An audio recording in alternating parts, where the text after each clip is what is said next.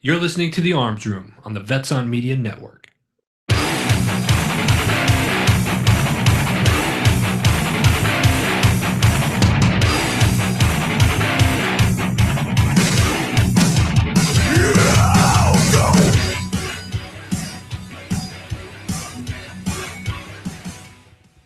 All right, you are on The Arms Room with Glenn. And John.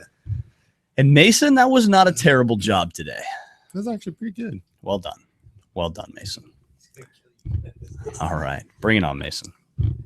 Mason, how about Mason was making fun of my legs when I came in the studio today? And then your pasty white.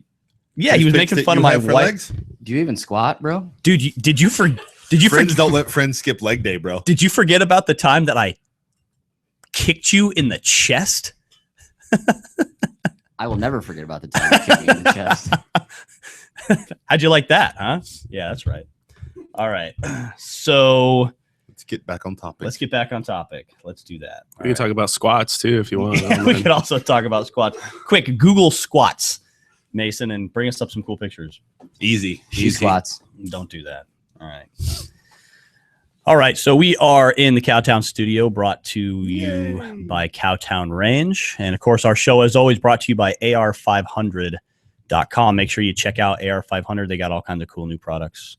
Their new micro carriers that we use and love are fantastic. The new lightweight, multi-cut, level 3+ armor that we love. And, you know, we did a video on location back in February where we were at AR500, videoed the whole thing, and shot their plates live on our show. The plates stood up to everything that we put on them in the show. But then when the cameras went off, right, for fear of making mistakes, we turned the cameras off and we started shooting those plates with other things that we weren't so positive they would stop. And they stopped. Good job. Every single one of them. Everything we shot at those plates, those 3+ plates, they stopped. So highly impressed by the 3+, and the new lightweight version of the plates are 3.5 pounds, I think. 5.5. 5.5 for the full size. 5.5 for the full size. 3.5 for the micros or the smaller ones.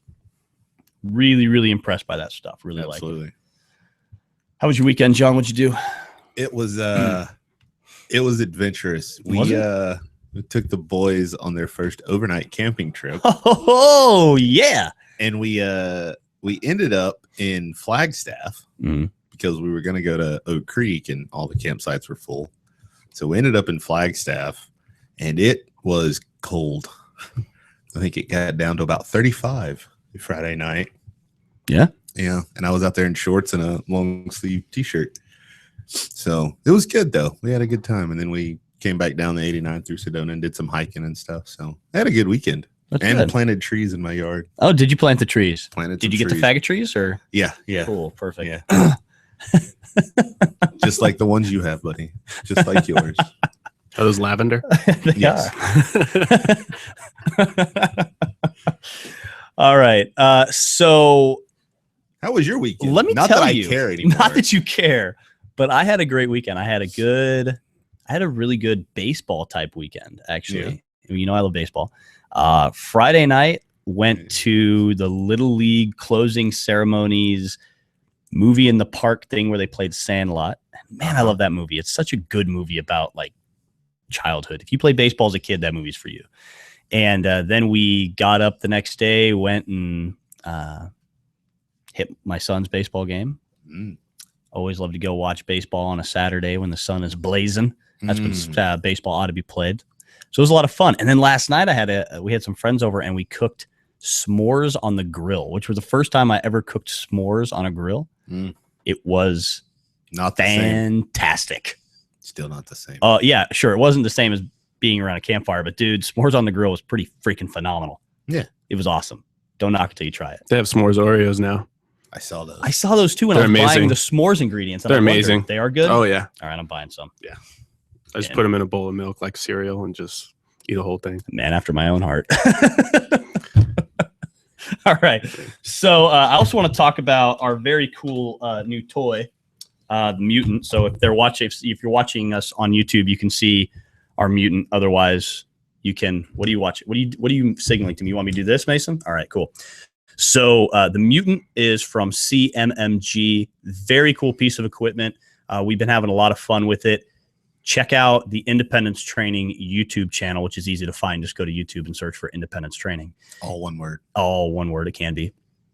And look up the first video we did on the Mutant, our initial test, which is all accuracy and long range. We had no problem hitting targets out to 500 meters with this thing. The accuracy was all very, very acceptable stuff. Really good accuracy. We tested 13 different types of 7.62 by 3.9 ammunition. So we have a very good kind of, basis of where the accuracy is on the rifle. We found a couple rounds that really didn't perform very well, but for the most part, everything did a really good job. We had no malfunctions with it. We're really impressed so far with it. We're going to be running it on next topic of discussion. We're going to be running it at the Veterans Action Shooting Match. It's next Monday night. Coming up next Monday. Our next action shooting match, of course, is now a monthly event. We've been doing them for this will be our third month.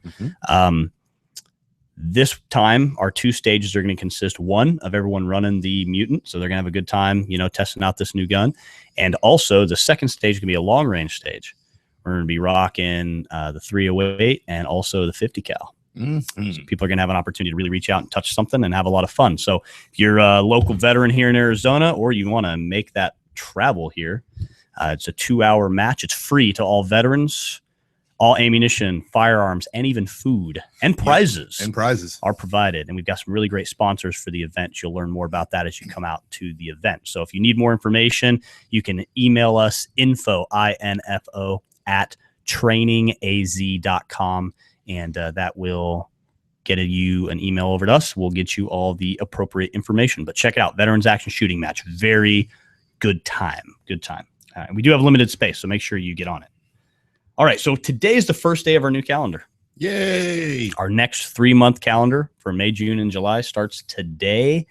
And Wouldn't that be June, July, and August? What did I say? May, June, and July. Yeah, that. Yeah. June, July, and August. Is the heat already getting It's to you? getting to me, man. It's only going to be 106 today, bro. I don't like this heat, dude. I was down here the other day. It was 102. I went back home, and it was 78. Yeah. So that'll let you know what's going on there. First day of the calendar is today, and we've got Mike from Patriot Defense. How you doing, Mike? Good. What's up? So thanks for chiming in on our earlier conversations. I gotta get my 2 cents in whenever I can. My wife never lets me talk. All right. So Mike, you're from Patriot Defense. Tell us about Patriot Defense. What is that? Well, Patriot Defense is a small training group. I don't want to say training group, but it's a business. I felt like I needed to get something started that, even though it wasn't going to be super profitable from the very beginning, that's not my ultimate goal. Myself and Ryan Burville, he's like my co-partner. It's my company, but I, have him with me just because I know he has the experience and stuff. And we trying to get as much training under our belts as we can. That's like NRA certified and stuff, so we can, offer the classes, like personal protection outside the home, personal protection inside the home, all that kind of stuff. And a little bit of our own classes too. We're trying to throw stuff in there like, personal protection inside the home using different platforms. Cause that course, it only has pistols in the actual training. So I figured we'd try to throw different platforms on there, see what we can do, and, get some CCW holders out there, even though it's not required. But it's important that people know that that's something that they should do. And if someone wanted to find you, what website would they go to? Our website is patriotdefensellc.com. We don't have a Facebook page up yet just because I have no idea how to use Facebook anymore. And I do have an Instagram page. It's at Patriot Defense LLC. And all the stuff's on there. We got some training videos just from me and Ryan and stuff like that. So, and you can hit me up on an email at mike@patriotdefensellc.com. And then Ryan's is Ryan. So same thing. So. And now you also mentioned you have before the show, you mentioned you had a podcast too, right? Yep. My podcast is Patriot Defense Radio. It's primarily about guns and a little bit about politics. I know I hate to talk about politics, and I'm not very smart about it. So people will have their own opinion on what I have to say. But I think it's all pretty relevant nowadays. And I talk about it like from from like a veteran's point of view kind of thing, gun owner, that kind of thing. The last one I did actually was about PTSD. So it's a pretty good one. And where can people find that podcast? If you go on iTunes, you can just search Patriot Defense Radio, and then you can subscribe. It's also on Stitcher, which is the Android app. And then it's also, if you go to Podomatic is my host. So if you go on there, you can search it and find it on there as well. All right, cool. So more information. Never hurts. Definitely check it out. Don't worry about your show being opinion based. So is ours. Yeah, you know, this is pretty much our platform to say whatever we want. Yeah. Yep. And no one can stop us. So Exactly. take that. And rewind it back. Yeah. Sometimes when Adam's in the studio and we say certain things, he looks at us funny. Like, you probably shouldn't say that. But Well, we haven't lost any sponsors yet. but we haven't lost. So We haven't lost. I think we're doing pretty We're good. doing all right. All right. So let's get right down to the kind of meat and potatoes of our show. We brought Mike into the show today to talk with us about myths in the training world, common gun myths, specifically kind of gun counter stuff, the stuff that new gun owners will typically hear when they're trying to purchase a firearm, and then why that misinformation can be so dangerous and why it adds this negative stigma to the gun world. And we're going to talk, I know I'm specifically going to talk about a new ATF ban that's coming down the pike. Dun, dun, dun. Everybody panic! Oh my God. What's All that right. thing they say? The ATF, it should be, it's like a club. It should be a club name instead of a government And that's agency. right. That's right. It's just like the name of my club. Alcohol, tobacco, firearms, explosives. Yeah. Sounds like a good club. All right. So let's start with myths in the training world. And I think probably the number one myth that we've all heard and that we can all appreciate, especially all of us here in this room can appreciate, is I have enough training because insert branch of service, time of service, theater of service. I was a cop. My dad was a cop.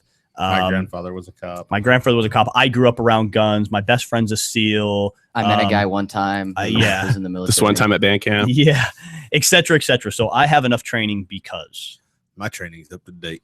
which is John and mine's favorite quote we've ever heard from a potential student.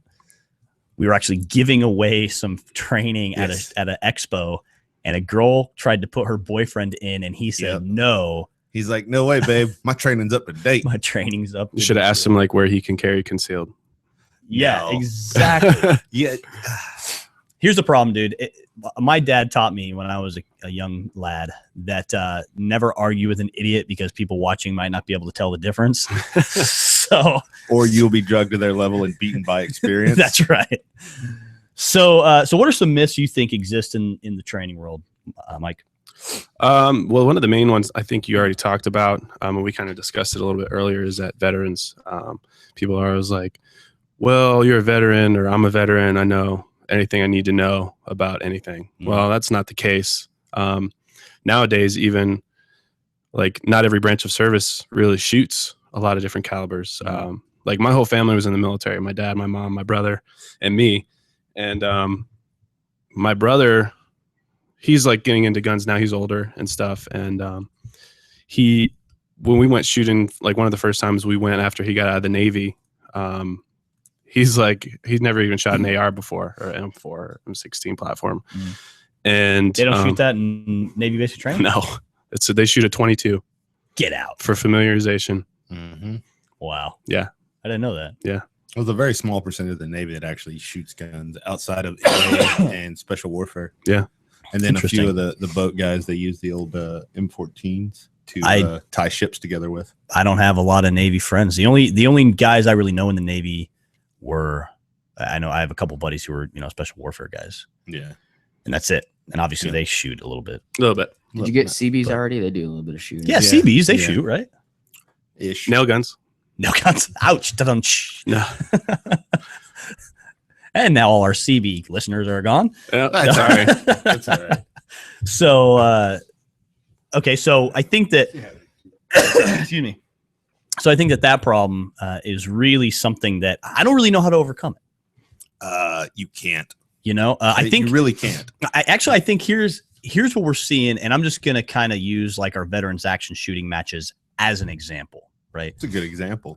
Here are events where we bring veterans from all branches. Mm-hmm. We've even had coasties out there, right? So we have all branches.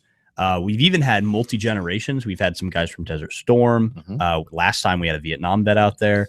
So we have all these different generations. And what we'll see is, one, as soon as the guy picks up the gun, you can almost instantly, without even asking, you can tell whether or not his MOS was firearms related or not. You know?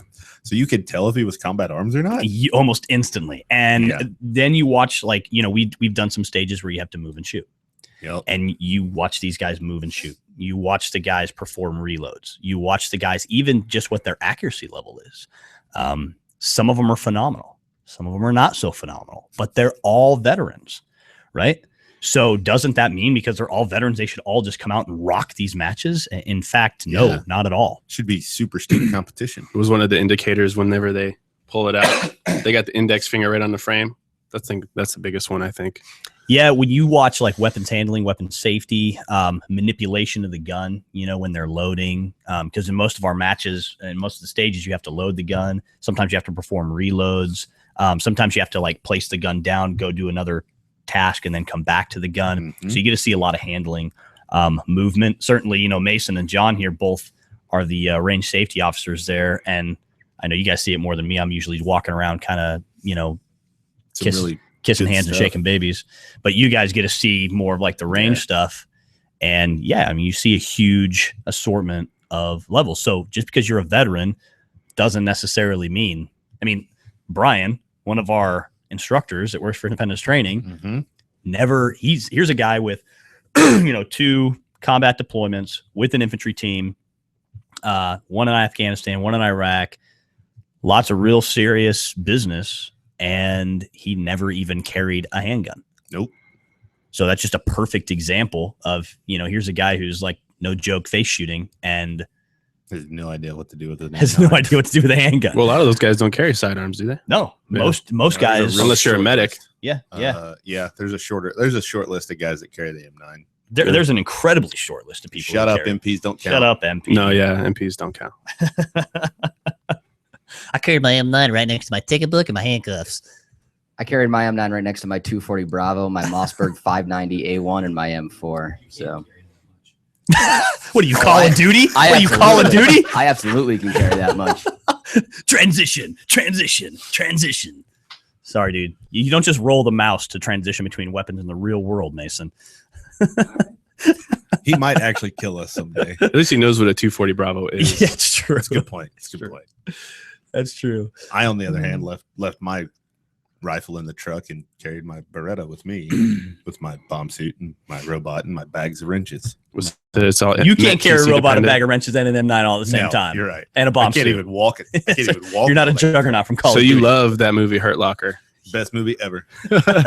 So realistic. They played it down a little bit, actually. So they had to calm it down.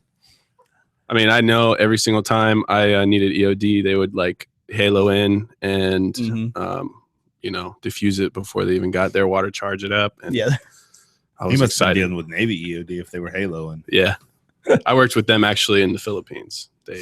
They are intense, literally, like GP mediums. Yep. Get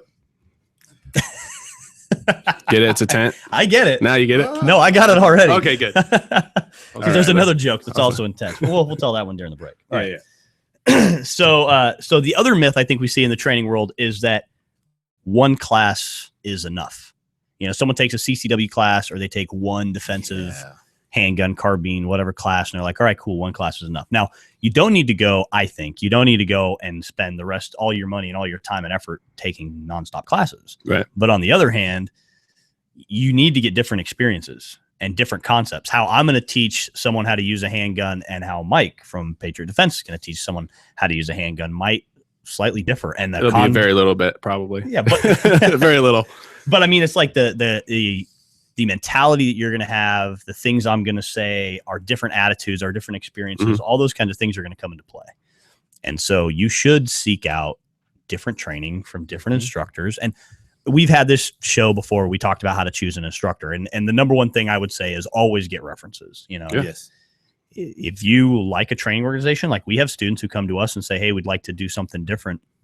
And so we tell them specifically, you should go train with X, Y, or Z training company because we know those guys and they're squared away and they know what they're doing and they're not going to fill you full of crap. So, so the one class is enough thing, I think, is a problem we see in the training world. Yeah, and that's a good point too, especially like with CCW training, because now if it's here, CCW training, you don't even have to shoot. Yep. So I mean, you could take a 4-hour what's that called? The four hour first steps one? Yeah, the first step shots. First shots. That or the prerequisite check sheet for personal protection outside the home or inside the home. That check sheet. I mean, you could do that, and then all you have to be is an NRA certified instructor to sign off on someone. Yep.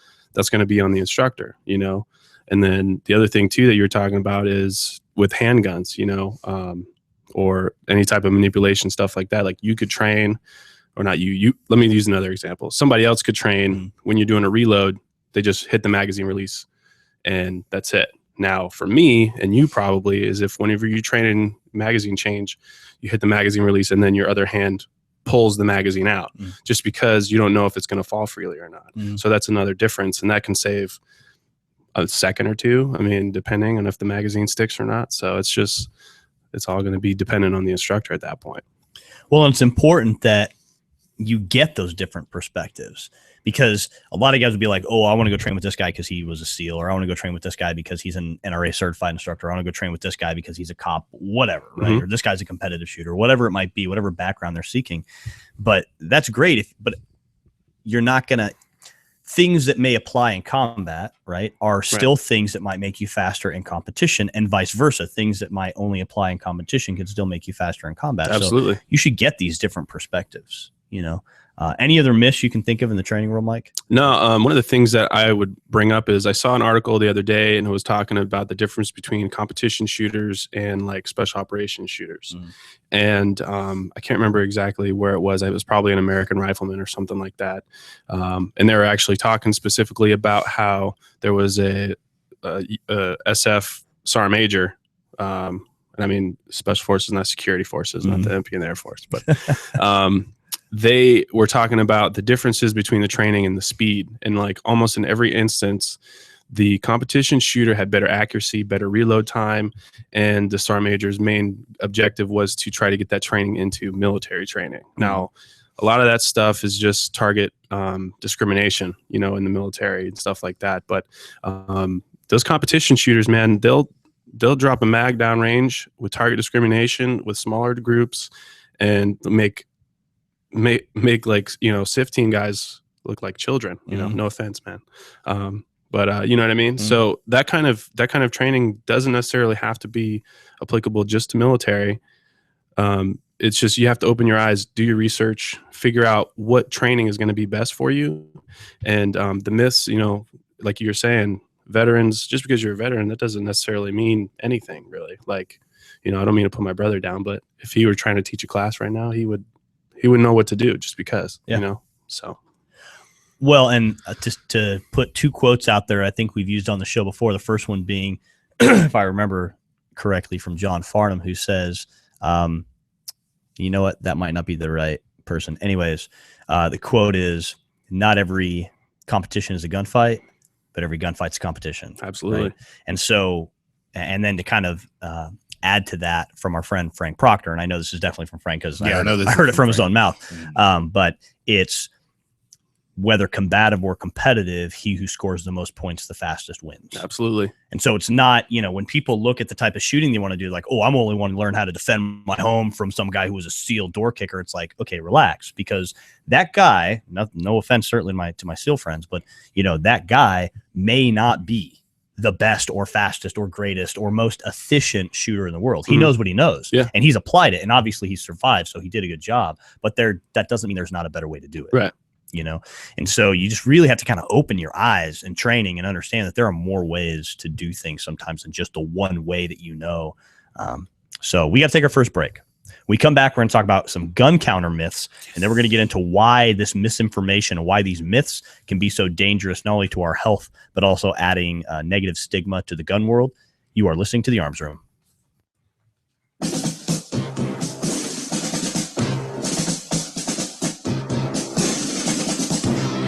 Everyone Everyone's going to need an attorney at some point in their life. I'm no different. Hey everyone, it's James from Vets On. Whether it was my last will and testament before deployment or my ongoing custody battle for my children during my divorce, I needed help, so I lawyered up. If you need help, I urge you to contact Capstrom Law Firm. Capstrom Law Firm in Springfield, Missouri services clients throughout the state in criminal law, personal injury, and family law.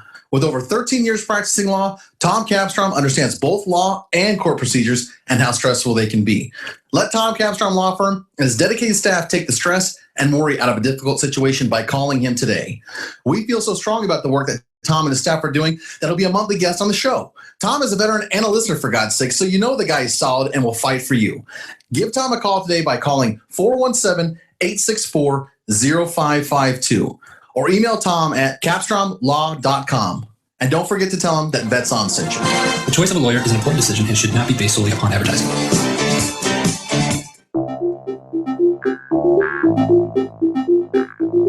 If you or someone you know is looking for a new job or career, you need to visit the pros. National Career Fairs at ncfairs.com. National Career Fairs hosts over 300 career fairs a year nationwide. The events are free and give you the perfect chance to meet some of the top employers in your area face-to-face. To find the nearest career fair to you, visit ncfairs.com. Again, that's ncfairs.com. What are you waiting for?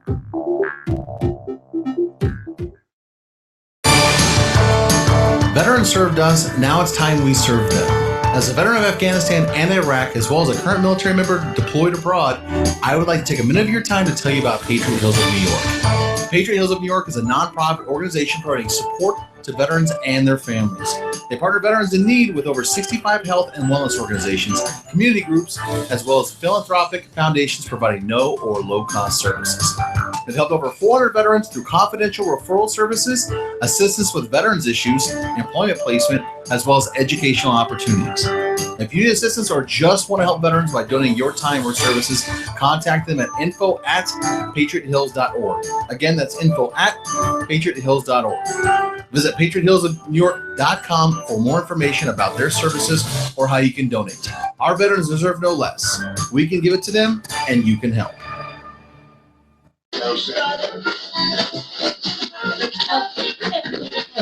You're listening to The Arms Room on the Vets On Media Network.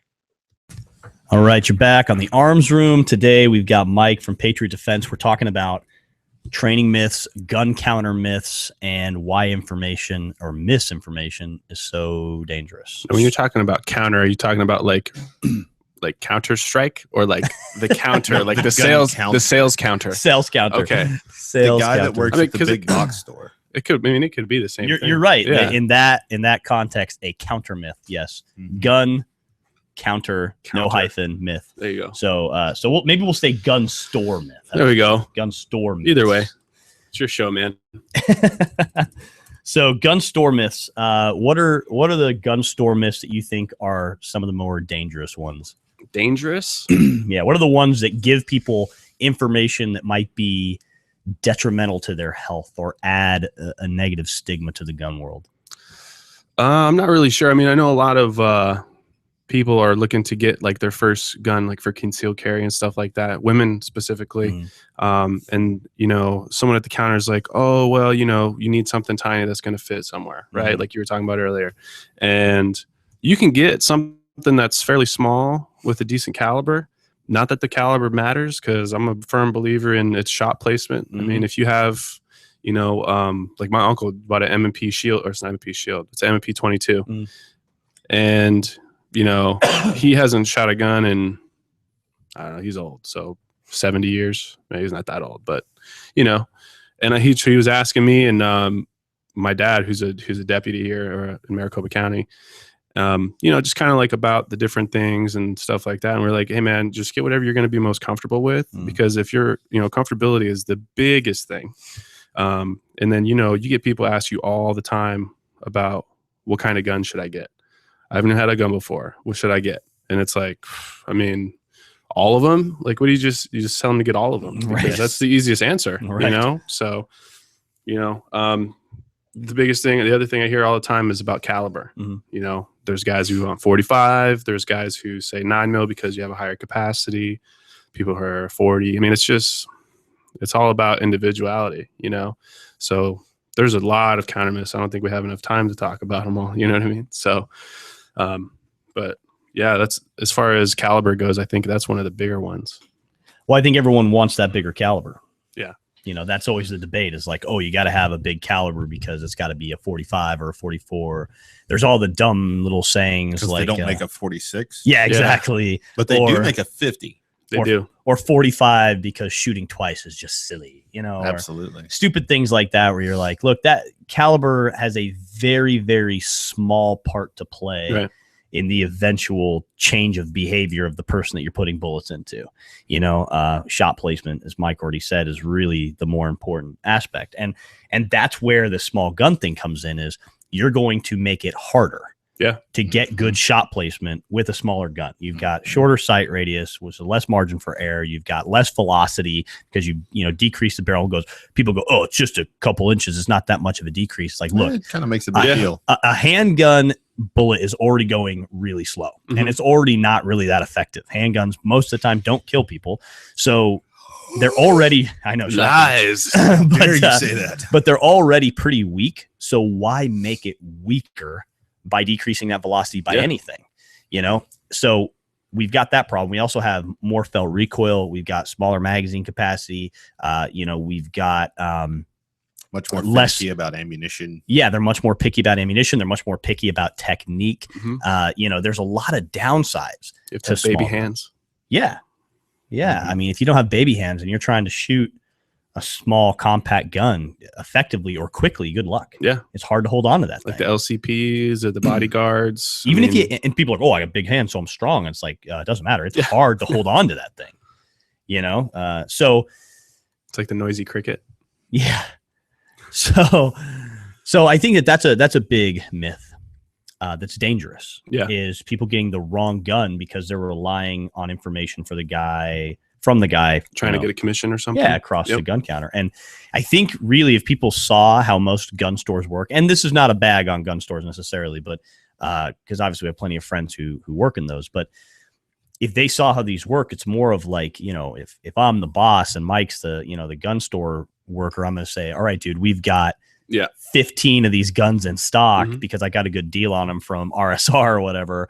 I need you to sell these guns. You know what I mean? Yeah. Or I'll give you a spiff or a commission or whatever. Maybe he's an hourly guy, but it's like, look, if you get rid of these guns for me, I'll give you an extra $5 a gun, $10 a gun, whatever it's going to be. Just get rid of these things because we've got a big stock of them. Plus, we don't know what the gun store guy actually has experience with. And again, there's that dangerous thing. If he's like, well, when I was in the Army, we used this. And it's like, oh, cool. So you have experience with one gun and you have 50 different models out here. You don't have experience with all of them. Right. So you're going to be drawing from a limited experience because the gun store guy typically did not get his job because he is an expert in firearms. He got his job because he filled out an application. He filled out an application and he wanted to work at a gun store. And there's nothing wrong with that, right? But that's the way it goes. So, consider again the source that you're getting your information from. And I think the most dangerous gun store myth, the one that bothers me personally the most, is when I hear somebody, I don't spend much time in gun stores anymore, but I do just for funsies. But when I'm in there and I hear this get said by a salesman, it really makes me go into like throat punch mode. Like I really want to start. You just want to climb the counter. Oh my gosh. When a gun store person asks the person buying the gun, well, what's your life worth? Yeah. Man, I hate that. Like I've actually never heard that one. I have several times. Never heard that one. Because it here's like the problem is, one, what if the person came into the store and they literally only have X number of dollars to spend, whatever that is. And let's say they're buying a High Point. All right, all they have is $200. That is it, man. Yep. Would we rather them walk out of the store being able to defend themselves with a $200 gun and learn the hard way that gun sucks? Or would we rather them be like, oh, I shouldn't buy this gun because this Army veteran or whatever behind the counter told me that it's a piece of crap. $3,000 Wilson Combat. Exactly. I can't afford the Nighthawk or whatever that he had, and he said that's the best gun ever. Yeah. And I can't afford that, so I shouldn't buy this other one because it's just like a total piece of junk. And then they leave with nothing, and then God forbid something does happen where a firearm could have changed the outcome, and they didn't have anything available. So what's your life worth? It's worth more than every gun in every gun store in Arizona. That's how much it's worth. Absolutely. That's what my life is worth. Yeah. You know? And so it's like, it's pretty arrogant, I think, to ask that question. For sure. So go ahead. Were you say something? Nope. Oh, I think I heard Mason munching on something. He is. You screwed me up over there, Mason. Weirdo. So let's talk about, I think, Mike, what you really wanted to talk about today, and that's why this misinformation is so dangerous and why and how it adds a negative stigma to the gun world. Yeah. And it's not just, the sale of firearms and stuff like that. One of the biggest things that I always come in contact with and is, the misinformation it's just, I don't even want to know if it's misinformation, but more like ignorance. You have, can I say liberals on this? Yeah, you can do it. Okay, good. Go ahead. New liberals, not classical liberals, right? We're not talking about libertarians here. Okay. We're talking about Democrats. I have it all the time. And I unfortunately work with a lot of people in the education field who are on the left side of the spectrum. And one of the biggest things that I hear all the time is, why do you need that? Mhm. Right? Why do you need 30-round magazine? Why do you need a beta mag? Why do you need more than whatever? Cops don't have that. Cops, why do you need that? Well, here's the thing. If it comes down to my life, or one of the big examples that I use is, if I'm in a situation where I have the ability to use a firearm to defend somebody else's life, whether it be someone getting robbed or someone getting raped or whatever the case may be, I want to be able to do that to the max capacity that I possibly can. Whether I have my AR sitting in the back of my truck, or if I have my shield or any of my other firearms that I have, what's to justify their life, right? So if I'm in New York and I can only have 7 rounds plus 8 in the chamber, or 1 in the chamber, I guess, or whatever it is, what constitutes that being okay? Some guy who's up in an office somewhere who has armed security 24/7, that's the guy that makes it okay. And so the argument I hear all the time is like, you don't need that. Well, who are you to tell me what I need? Right. So, and that's the big thing. And I think that's dangerous simply because if you're sitting in the situation where your family's life is in danger, or your life is in danger, or you have the ability to protect somebody else, and let's say, I don't know, like you miss, that's definitely a possibility, because you have that adrenaline dump at that point, and you miss and you have to reload and, whatever. And there's a bunch of different scenarios that I could go into, but there's no justification to putting limitations on anybody, right? If you're not for everything, you're anti-gun, basically. You know what I mean? Is that familiar? I totally think he's right. I should absolutely be able to walk into the store and buy a case of C4. Well, yeah, I totally agree. You can't do anything with it anyway, so you can make plates out of it. Yeah. I mean, you could probably do something with it. You do a lot with it. But you know what I mean? So the limitations, the justification for that is kind of silly. I don't think anyone who has minimal or no knowledge about firearms should be able to make any type of decision like that. All of their information is skewed. They take in the statistics from, like suicides, they take into consideration as far as gun statistics. And it's just, it's unfair, for people who are legit, knowledgeable people about guns. You know what I mean? Part of the reason I'm into Robert Heinlein's form of government and Starship Troopers, the citizens and civilians. Yes. If you've ever read that book. If you haven't read that book, you need to read it, especially if you're a veteran. You need It to read doesn't that count book. if you watch the movie. The movie is I was just terrible. gonna It say, the sucks. movie was on like 2 days ago. It's awful. It's an awful movie, but the movies, or the book, is totally different.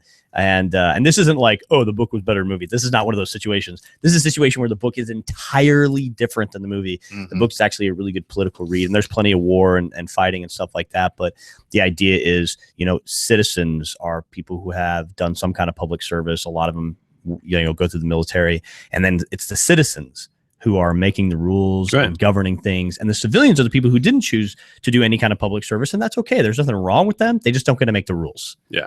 Or make any type of decisions or have input at all. Exactly. And I really like that idea of things, because it's like, you're totally right. You have people who've risen up in the political world only ever through that world, and they've never seen the real world side of things, and they're now making the rules and the limitations on us that are unrealistic. And I think that, you know, where is that dangerous from our standpoint? I think it's dangerous in a couple ways. One,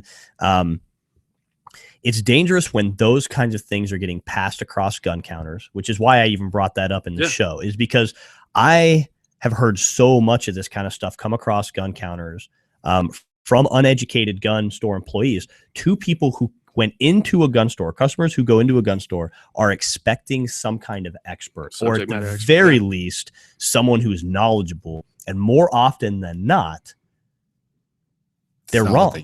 That's not what they get. That's kind of another myth we could go into as well. Is that just because someone works at a gun store, they do not know anything about guns. It's the same thing we talked about before. Where just because someone was a veteran doesn't mean they know everything there is to know about guns. Now, do they maybe have a little bit better idea about freedoms and liberties and stuff like that? Yeah, they probably do, but not always the case, and not always the case that they know all that there is to know about firearms and guns and training. I mean, you know, your experiences between just your service and your brother's service are very stark differences, right?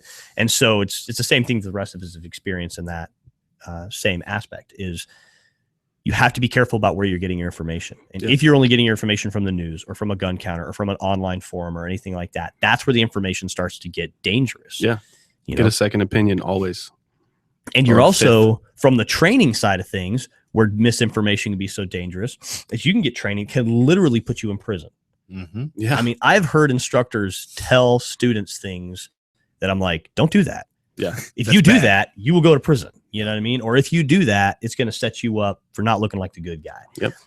And all kinds of crazy things, you know, that I've heard instructors, whether in person, on videos, in articles, all kinds of things. And again, when someone goes to an instructor or a training class, they're paying money expecting an expert, you know, or some kind of knowledge. And that's not always what they're getting. All right, we got to take our last break. We come back, we're going to keep talking about misinformation and the dangers of misinformation. And then we'll kind of wrap things up, talking a little bit about a new ATF ban that I have to mention because it annoys me. All right, we'll be right back. You're listening to The Arms Room. Veterans served us. Now it's time we serve them. As a veteran of Afghanistan and Iraq, as well as a current military member deployed abroad, I would like to take a minute of your time to tell you about Patriot Hills of New York. Patriot Hills of New York is a nonprofit organization providing support to veterans and their families.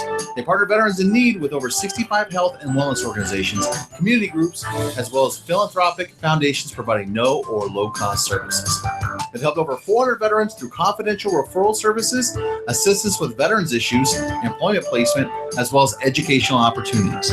If you need assistance or just want to help veterans by donating your time or services, contact them at info@patriothills.org. Again, that's info@patriothills.org. Visit patriothillsofnewyork.com for more information about their services or how you can donate.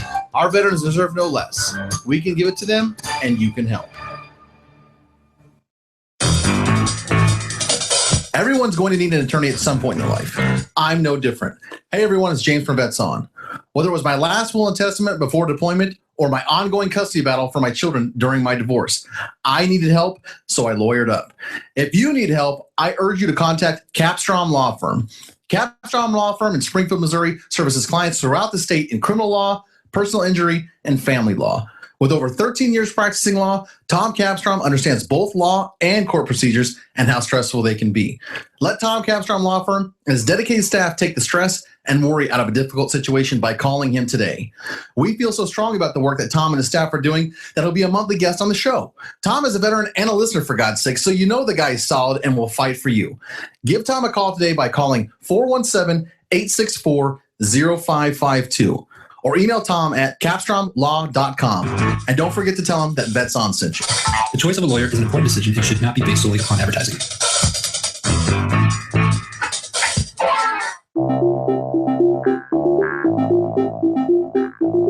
If you you or someone you know is looking for a new job or career, you need to visit the pros. National Career Fairs at ncfairs.com. National Career Fairs hosts over 300 career fairs a year nationwide. The events are free and give you the perfect chance to meet some of the top employers in your area face to face. To find the nearest career fair to you, visit ncfairs.com. Again, that's ncfairs.com. What are you waiting for?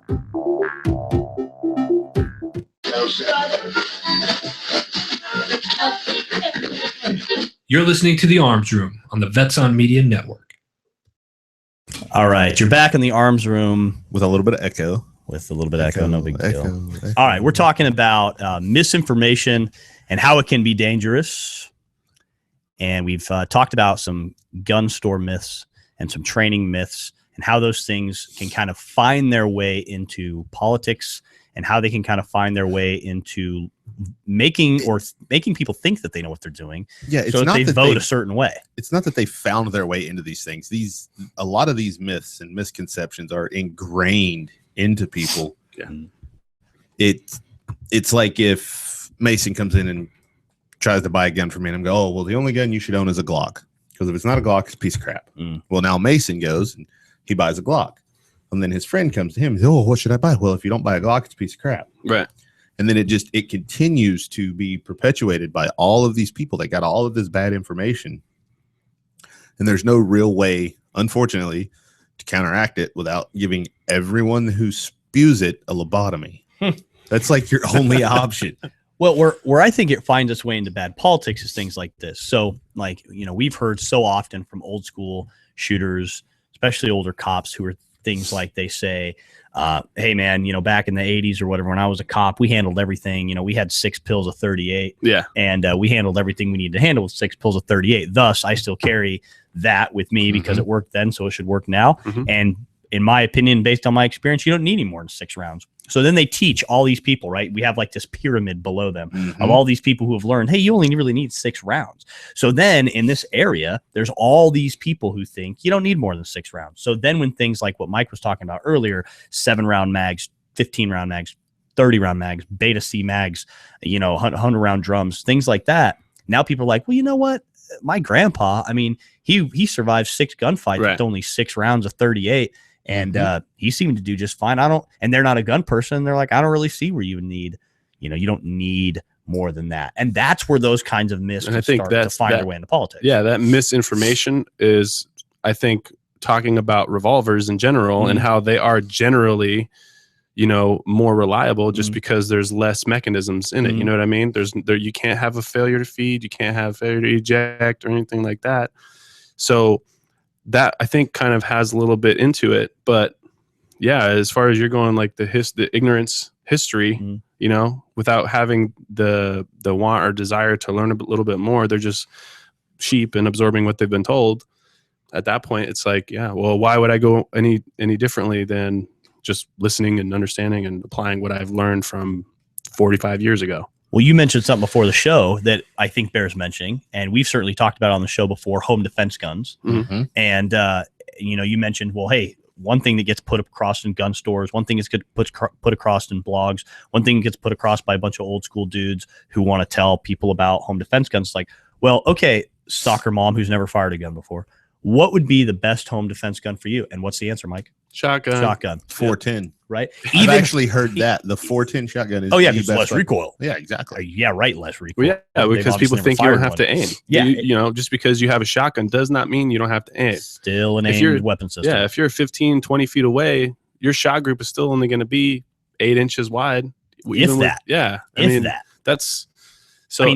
John and I did a video on the Independence Training YouTube channel. You can look it up on there about home defense shotguns. It was about the myth of shotgun buckshot spread. And we both used open cylinder shotguns, nothing special, 2 off the shelf 870s. We dressed them up on the outside a little bit to look pretty, but other than that, they are off the shelf 870s. And at 10 meters, at 30 feet, 33 feet technically, we were getting. I'm still printing under 6 inches. Oh, dude, mine. Yeah, and yours shot tighter than mine. We were making headshots, clean headshots with all 9 pellets on the head at 10 meters. And that is further than most people are going to be shooting inside their home. Yeah. And that was using some really high quality buck. But I think everything we did before that was at 7 meters. And even then, Even most the of low grade buck was all right at that. the range. worst stuff I think we shot was like that Olin, the military grade. Yeah. And even then at 7 meters, it was still the size of a palm. Yep. Which again, 21 feet, that's farther than most people are going to be shooting in their home. Definitely. And so, there's so many of those kinds of myths, as you said, just point it, that are dangerous, because now what happens is now when people like our vice president go out and say, buy a shotgun and shoot it in the air. It's the easiest. Now that starts to make sense to people, because they go, Wait, was that the same vice president that shot a guy in the face with a shotgun? No, that and was didn't Cheney. kill him? that was Cheney that's who right. did that. That's right. You know, No, our he's vice talking about presidents have bad histories with shotguns, basically. But now when you have somebody who's been fed this myth of a shotgun's the best home defense gun, and then they hear from our own vice president, and they don't know any better, and they hear, oh, well, you should buy a shotgun. Well, then to them that makes sense, right? It's been reinforced now. And then they go to the gun store, and the guy's like, oh yeah, if I was you, I would just buy a shotgun because you can't miss. Or and then put birdshot in it. Yeah, and then put birdshot in it so you don't overpenetrate walls. Well, listen, dumbass. If it doesn't overpenetrate drywall, it's obviously not going to penetrate human flesh either. Yeah. I hate when people say birdshot for home defense. It makes me just get me in throat punch mode. Look, if Take you're going to guy's leg clean off. Dude, if I point a gun at someone, I mean to kill him. That is the only reason I'm pointing a gun at somebody. I don't want to hurt him. I don't want to wound him. I don't want to piss him off. I don't want him to run away and jack up someone else's day at a later point in time. I want to rearrange their interior design. You know what I mean? It's just ridiculous when these myths just frustrate you so much. You're so passionate. They're dangerous, man. These are the kind of myths that get people hurt. Yeah. That's true. Or put people in prison or jail because they think, oh, I can't miss. Yep. So they just start pointing shotguns at people, blasting away, and they're killing people in the next room. They're shooting people, in the neighborhood. Yeah, heaven forbid they're in an apartment complex, and then it goes right through the wall and gets someone sleeping. Walls. Yep. So what are some other things, Mike, that you think misinformation, why is it dangerous? Well, for one, it kind of puts a bad, like you said, a bad stigma on firearms carriers, like we were talking about on the break about the swatting thing. Yeah. So explain that. Okay. So swatting it's for SWAT teams, right? And it's basically, I guess it's a prank, or it's a shitty prank, a bad prank rather, that is used by anti-gunners to kind of target those, mostly for those open carrying. Okay. So which is why especially in Arizona, if you're going to carry, just pull your shirt over it. I mean, just conceal it, because there's no reason for you to not. I mean, unless you're just trying to be cool, and then you shouldn't be carrying anyway. There's nothing cool about someone open carrying just to be cool. Like, you're an idiot. You're carrying a gun to make a statement. You are carrying a gun for the wrong reason. Yeah. So I'll give you $1 for it. Come see me. Yeah. And so basically, like on that, actually, let me just touch on that real quick, because that's pretty funny. Well, I was walking into Fry's the other day, and this guy come out he had a Glock in an Uncle Mike's holster, and inside the pants, Uncle Mike holster, left side. It was hanging on his right pocket, outside of the pant. My favorite. And if it wasn't a felony, I would go and grab it and unload it and disassemble it right in his face and drop it on the ground. So we actually had a really Bruce Lee. had a really funny discussion about that the other day. We were in a restaurant about how I would unload, disassemble, drop it off, hand it in the air, and just walk away. Yeah. So, but yeah, so swatting, basically what it is if an anti-gunner sees, and this is not all of them, obviously, but it's a thing that's happening, is they're calling 911 talking about an active shooter, basically. And the SWAT team will show up, and, meeting the description or whatever is happening, they'll sometimes engage that individual, without that person even having any type of idea that they're the target of what's going on. And I've read a few times, I don't know the time frame, but there's been 2-3 deaths, suicide by police, basically, because they just didn't know that they were being targeted by someone who is an anti-gunner or something like that. And there's a group out there, it's like mothers against Moms Demand Action. Yeah, that garbage. And so, and all that stuff is sponsored by Bloomberg. You know what I mean? And they're going out there, they're causing lives for people who are law-abiding citizens who have done nothing wrong. They have clean records. Some of them are upstanding citizens. Some have, some of them are actually can be cops, that kind of situation, because cops are required to carry a gun off duty. That's just something that happens. And that right there, the negative connotation of someone carrying a firearm on the left is so dangerous for law-abiding gun owners that it's literally causing lives, and for no reason other than the fact that they're ignorant, and it's just it's sad.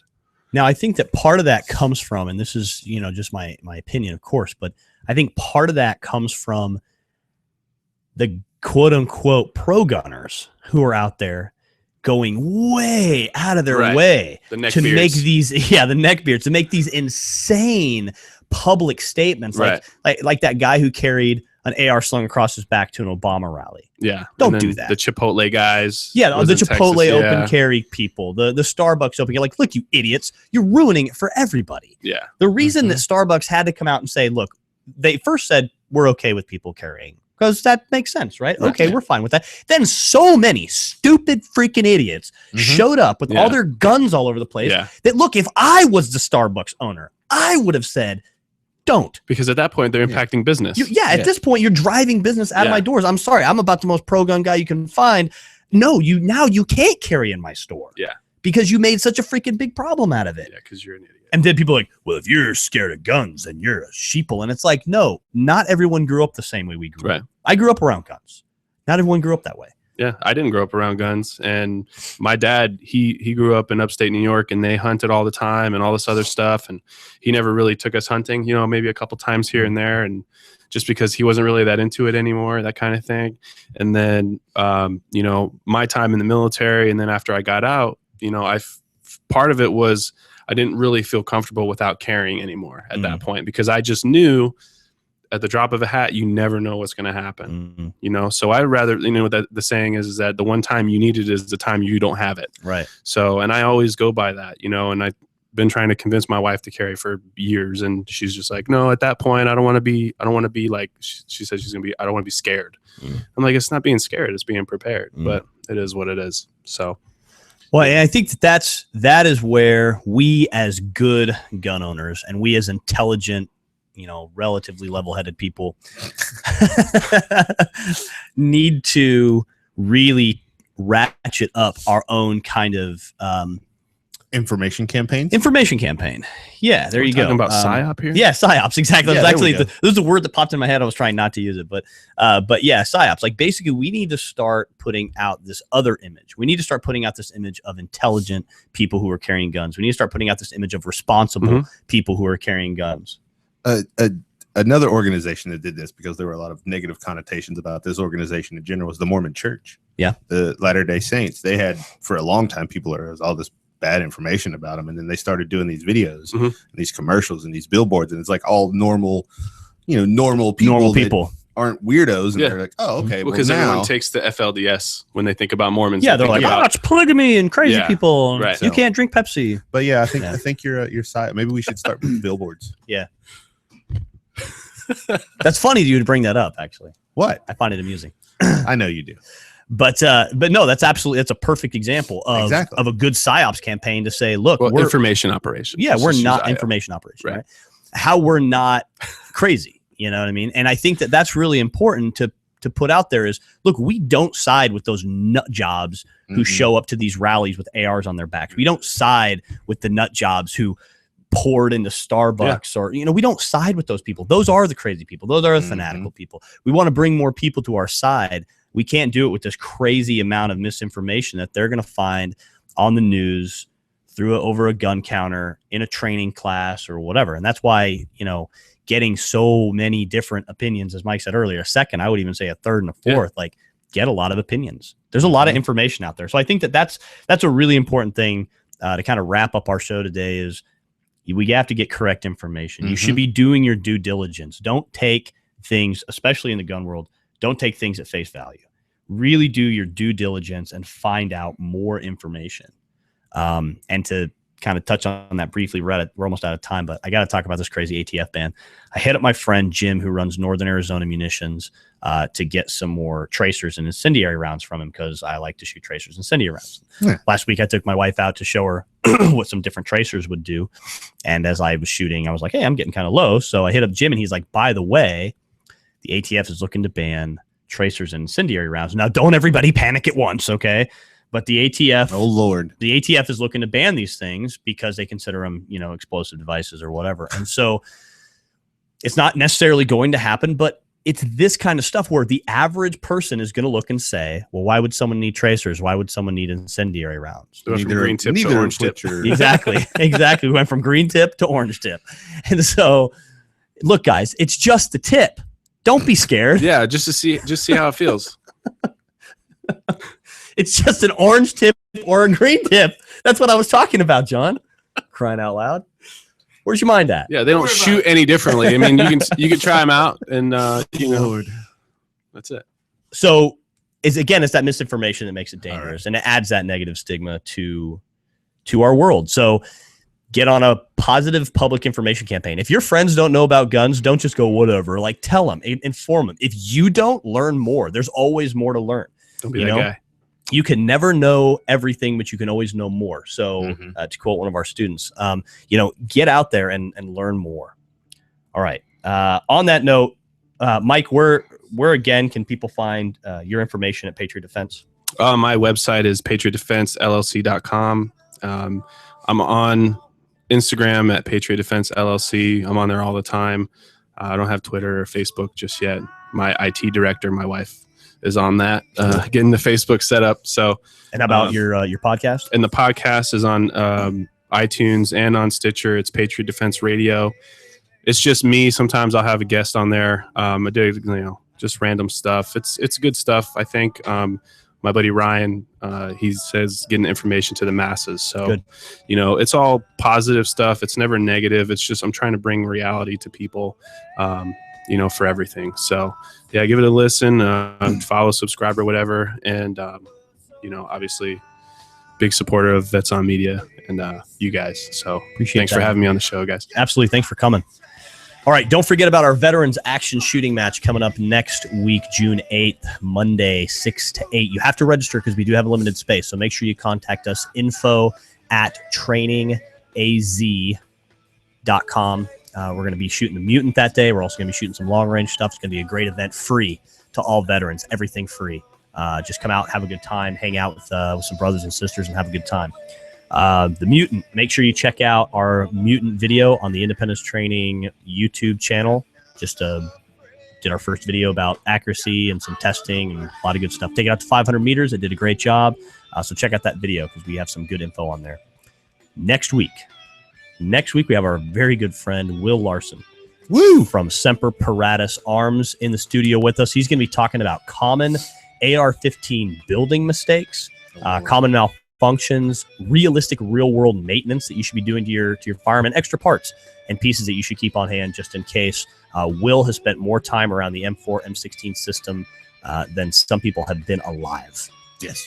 He is absolutely an unlimited resource when it comes to that. So be sure to tune in next week for that show with Will Larson from Semper Paratus Arms. Until then, stay aware, stay safe, and train hard. You've been listening to The Arms Room. Yes, we are the brave. We'll fight you in the name of the brave. We are the U.S.